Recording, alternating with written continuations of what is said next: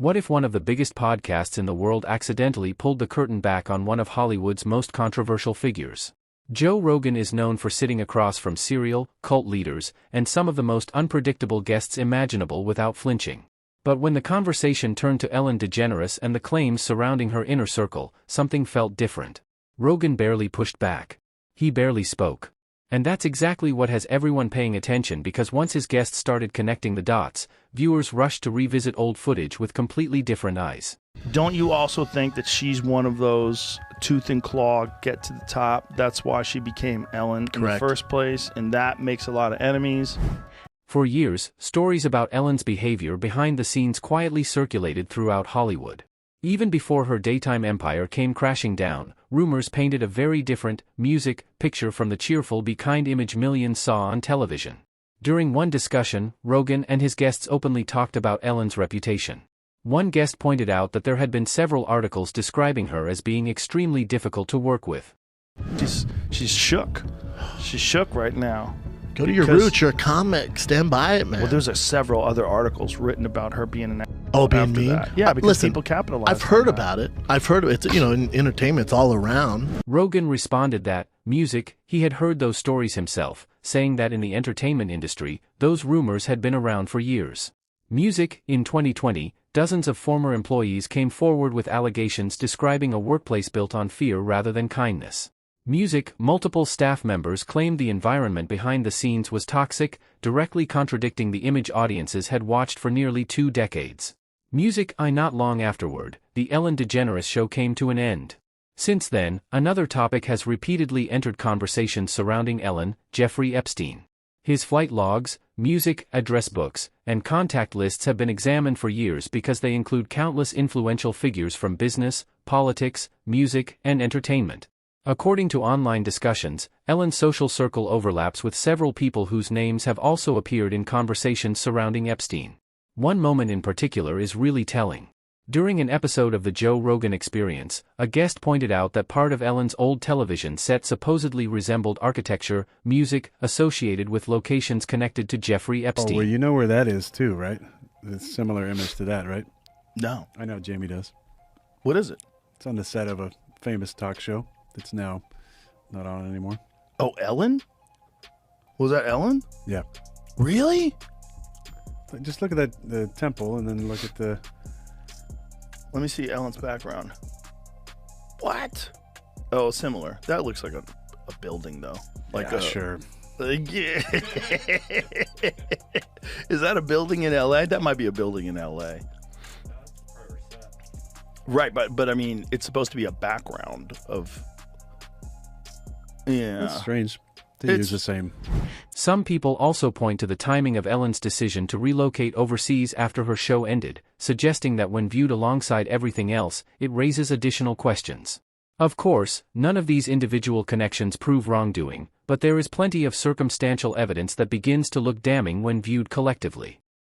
How many grown men email each other about getting pizza, or about how tasty the pizza was, or about how many slices you can slice a pizza up into, or how many people will be at the pizza party? Then there's another email. It stuck out to me because it has the word Red Hook in it. Someone was emailing asking if another guy can go to Red Hook for a pizza meal later. It turns out that Red Hook is the address of where Jeffrey Epstein's Virgin Islands businesses are domiciled. It's on the marina where you would leave in the boat to get to his island. And someone was emailing asking if another man can go to where Jeffrey Epstein's business is domiciled for a pizza meal. They're using food language in ways that does not square with how food actually gets eaten. For example, or talked about. Most people had already heard internet theories surrounding the word pizza, but another word appearing in the Epstein email supposedly caught their attention: jerky.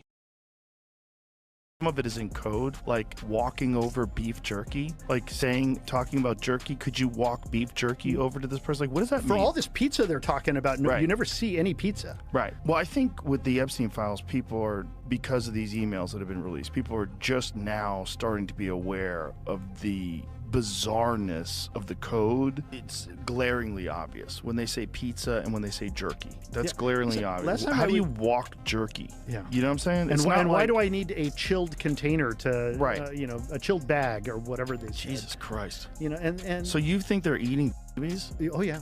I absolutely believe it. You should get together with Kurt Metzger. You two would go crazy.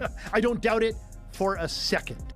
Obviously, beef jerky's dried out, so you don't need to refrigerate it, so putting it in the freezer would be kind of contradicting to making jerky to begin with, since it's supposed to be something that was made for people to have on the go and they wouldn't have to refrigerate like cowboys back in the day. And 6 bags of it, and he's gonna start eating regular food? Jerky is a regular food. Francis has come tomorrow to show me how to make it. Jerky class, anyone? He will also bring you a taste of his new jerky recipe for the restaurant and send a warm hello. He is working at a restaurant called, I'm gonna say Hannibal, a word that rhymes with Hannibal, you know, like Hannibal Lecter, and cooks. Wait for it, beef jerky and steak. He has time at 3 p.m. tomorrow if that's okay with you. It is very sus that there's a restaurant named after the activity I really think they're doing. And after a little bit of investigating, there is a restaurant in New York called that, and it's closed. It's shut down. Jeffrey asked that you make some beef jerky for him, please. Please confirm. Thank you. Like, these are like filthy rich people. Can't they just order some? It just seems to be a lot of conversations about these acquisitions of jerky. There is 1 bag of beef jerky in the fridge at 71st Street, which is probably someplace in New York. Please get it. And also, Redacted has more at her place. Please get it all from her as well and bring it all with you. I suppose it needs to be in a cold insulated bag, right? Thank you. Now we all know jerky does not need to be in a cold insulated bag. No one asked that question when talking about Those jerky. examples fueled further online speculation. Although no official source has concluded that the word carried any hidden meaning. Then people began revisiting one of Ellen's most famous television moments, the 2014 Academy Awards. Ellen was hosting the biggest night in Hollywood when she unexpectedly ordered pizza for the audience. Instead of serving expensive food or champagne, she had pizza delivered to the room filled with the biggest celebrities in the world. Then came the moment that many people now view differently. Ellen jokingly asked 2 specific audience members to help pay for the pizza. Harvey Weinstein, Kevin Spacey. Both men would become the subjects of major public scandals. Just when it seemed like the controversy couldn't get any stranger, people started looking inside Ellen DeGeneres' own home. And what they claimed they found sent social media into overdrive.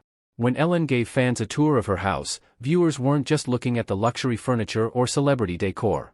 They were paying attention to the artwork hanging on her walls. According to many people online, several of the paintings featured symbols they described as ritualistic. Oh, but I don't know if you saw the Ellen live. Ellen went live, right? Ellen live on what? Like Instagram? Like Instagram, right? Yeah. And like it showed parts of her house, right? And I don't know why, but Ellen's eyes have been like really fucking me up so far, but it's like different colored lenses. It's really creepy. But all the paintings that are in her house are done by this guy who does like I guess like certain rituals, like satanic rituals. Yeah. And you can see like in one of the paintings, there's triangles and shit like that, right? And I read up more about it. Those triangles are the same triangles that they do when they try to like summon something. So every time, Ellen has like 3 pictures specifically. Yeah. And one, it was so, but in quotation marks, it spells out revenge. Revenge of what though? Revenge. I don't know, but that was part of the picture. I'm Yeah. like, yo, I have a chain that's exactly like that. That spells out revenge. I was like, oh. At one I gotta point, throw that shit standing in away. her dining room, Ellen says, "This is the dining room and kitchen. If there's any kind of not major surgery, but we'll do surgery on this table." She then jokes that the biggest operation had been an appendectomy. Whether viewers believe she was kidding or not, the clip spread everywhere. If there's any kind of, not major surgery, but we'll do surgery on this table. I guess the biggest thing we've done really is, And that's exactly why appendectomy. Joe Rogan's reaction later became such a major talking point.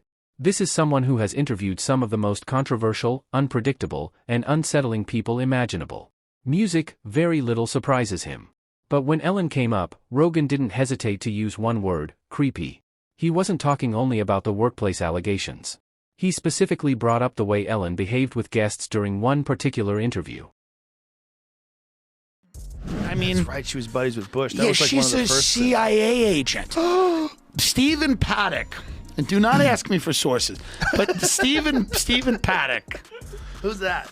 He was the guy that shot up the Vegas concert. That was a very tragic thing. Listen to this. The only guy that saw Stephen Paddock alive, his name is Jesus Campos. He was a guard at Mandalay Bay. He got interviewed nowhere else. You know where he got interviewed in the beginning? Ellen. Really? Weird. And then they went on, if you could find that clip, they went on with a weird like diagram of how it happened, and Ellen's like showing the people how it happened. Not like an emotional like how are you feeling, how are you holding up. It was a weird diagram of like, and then he went to the left and to the right. It was very strange to look. What the hell's going on? This is a daytime show. Which is the Paddock guy? And there's two guys there? The chubbier guy is the Jesus guy. And now Ellen is doing a thing of how the shooting happened. Look how she's got like an antenna from someone's Buick that she's popped off and she's using it as a pointer. But why the hell is this happening on like a daytime show where this is weird? Where'd she get that pointer? I don't know. She stole it off an intern's car. Why wouldn't you just use your finger? Like if that was you, if it was your show, the Tim Dillon show, wouldn't you just point? Yeah, this is also a giant screen behind her, so they could have just put it on that screen. So, but she's using this thing. I find it very strange. I don't know why. Wait a minute, those aren't real palm trees? No. Yeah, it's not real. I know that street, though. I know that block in Beverly Hills that she used. How weird is that? I don't know why they're doing this on a daytime talk show. Let's keep it running. Look at it. She's dressed like Colonel Sanders. Not Colonel Sanders. She's dressed like Sergeant Pepper. This guy looks like a member of her staff. What kind of outfit is she wearing?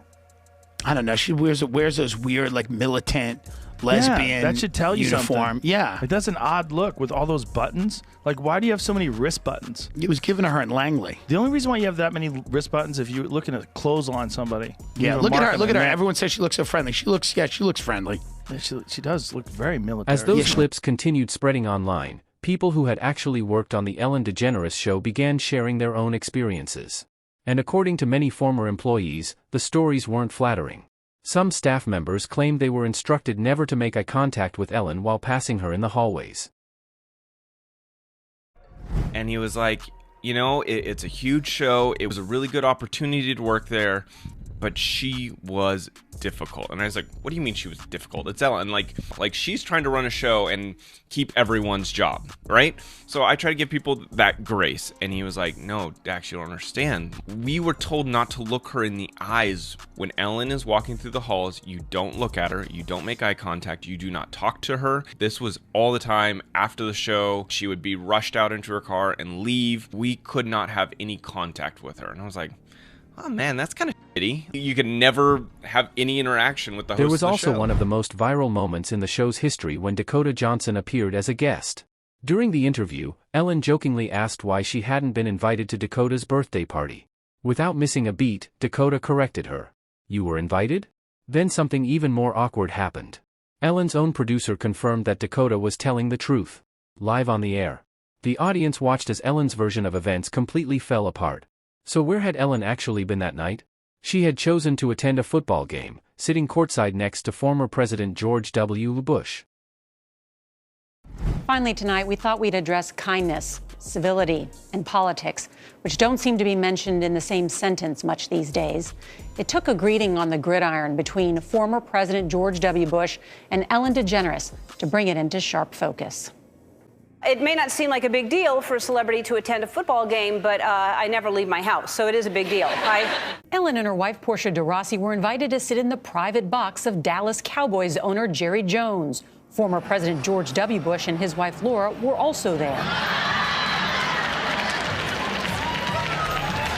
But during the game, they showed a shot of George and me laughing together, and so people were upset. They thought, why is a gay Hollywood liberal sitting next to a conservative Republican president? Didn't even notice I'm holding the brand new iPhone 11. And, but a lot of people were mad, and they did what people do when they're mad. They tweet, and but here's one tweet that I loved. This person says, Ellen and George Bush together makes me have faith in America again.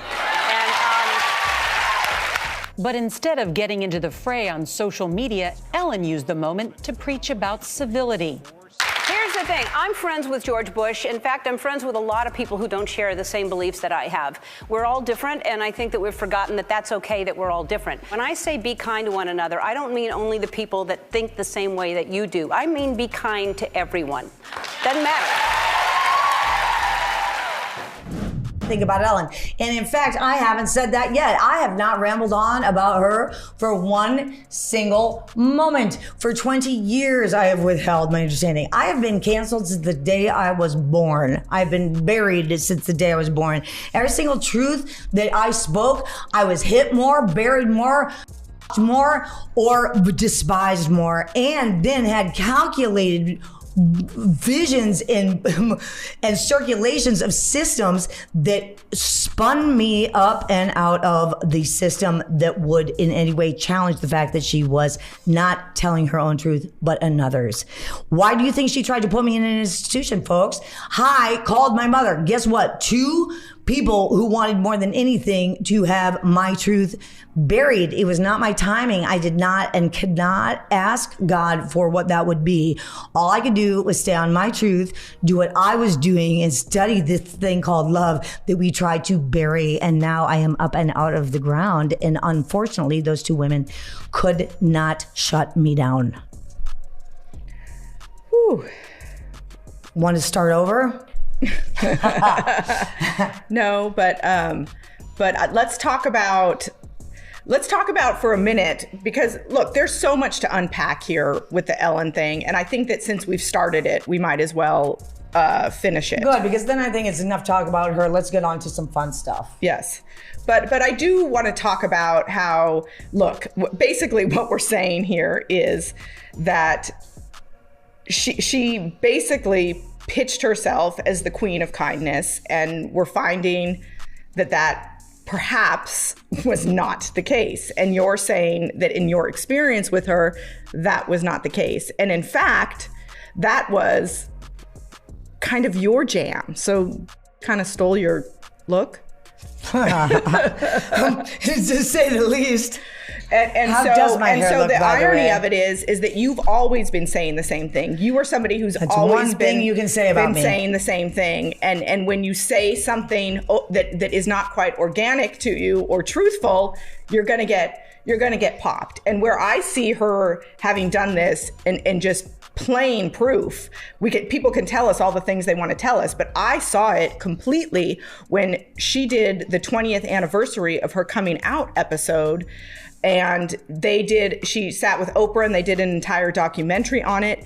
And your name was not mentioned once. You were cut out of the story. You were actually literally cut out of the picture. They showed when you and Ellen went on Oprah's show and they had a tight shot on Ellen and you were sitting right next to her and you were cut out of it. And you were cut out of that part of the story. And you were such a big part of that story because when you took her to that movie premiere and you were basically blackballed from that moment on, that's a part of the story. She, from what we're finding out, every opportunity she got to block you from working to support your family took that from you as well. And shame on the people who went along with it too, I gotta say. Like, it's a really yucky thing that's coming to light right now. And I will say,